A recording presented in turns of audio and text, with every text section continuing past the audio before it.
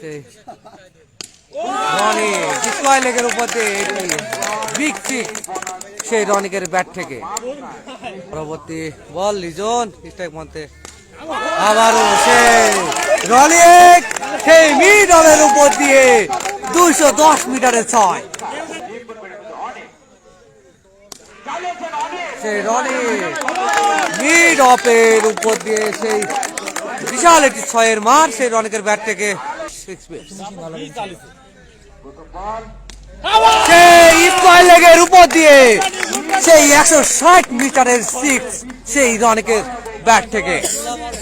পরবর্তী বল শামিম স্ট্রাইক প্রান্তে রনিক আবারও ফাইন লেগের উপর দিয়ে সেই রনিকের 200 মিটারের 6। আবারও হাঁকানোর চেষ্টা